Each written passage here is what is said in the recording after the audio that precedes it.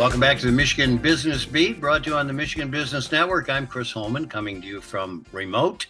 Jeff is coming to you from our studios at the Capital Region International Airport, and we're running down to Detroit, Michigan right now. I'm going to spend a little time with Palencia Mobley. She is the founder and CEO of Mode Collective and also chair of the Michigan Infrastructure Council.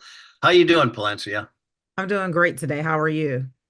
I don't think I have to remind everybody of this, but the last time we had you on, you were speeding down the highway somewhere, and we didn't want to know where.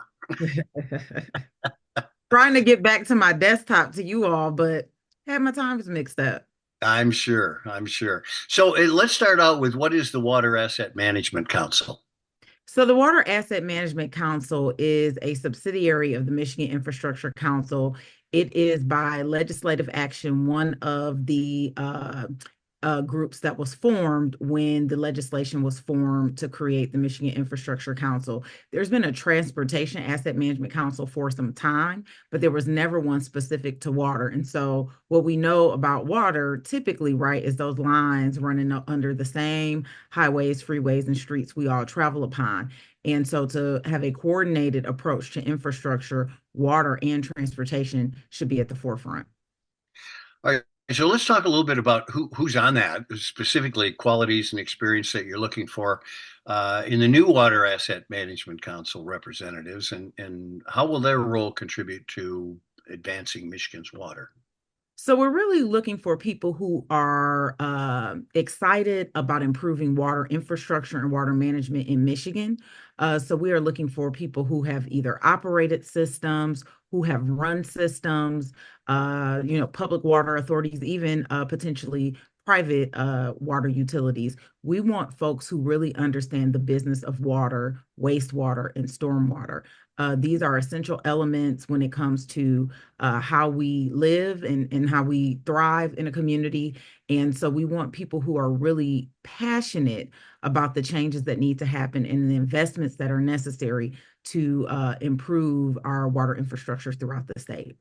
Well, it's interesting because even in my sector, when you talk to economic developers, number one that pops up is fresh water. Oh, That's what we have, and we are ahead of every other state in the union in that regard.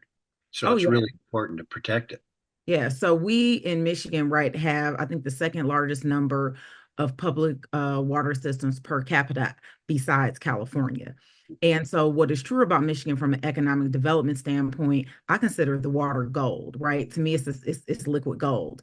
And from a development standpoint, when you think about electrification, everything that's coming with decarbonization, having access to treated water and lots of clean, fresh water is going to be essential in the manufacturing of all the things related to electric cars, semiconductors. When you start looking at the large storage farms where everything is in the cloud, right? And things used to be on our desktops, but everything is in the cloud. There are data centers associated with that. And what better place to locate those data centers than in Michigan?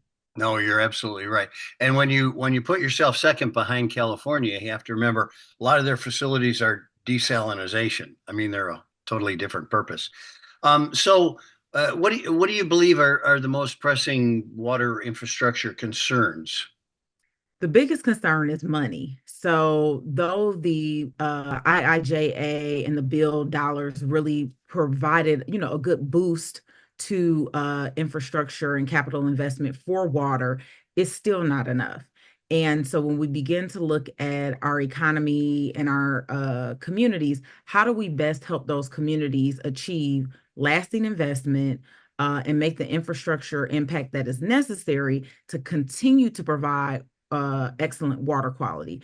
And so, what is probably, likely on the horizon is looking at how systems can work together, how we can make sure that we are locating just not economic development as well as people in places that have treated water. So I make a joke, and it's not really a joke, it's me being serious, is that something that hasn't been developed shouldn't be developed. So we should only be redeveloping things because the more things we develop, right, we create additional opportunities for during these large storms for runoff. which means, right, everything has to run off a roof, a concrete pavement, whatever, and get into a system for treatment. So we should really be looking at places to develop that have been developed at some point and repurposing those places where we already have built infrastructure. The infrastructure within the Tri-County area is built to sustain really 8 million people, especially on the treated water side. In 1959, when people were analyzing how to expand the system or whether it should be expanded, the entire thought process was that we should have a system, we would have a system that served 8 million people, but we still got the same 4 million people we had in 1959 in the Tri-County area.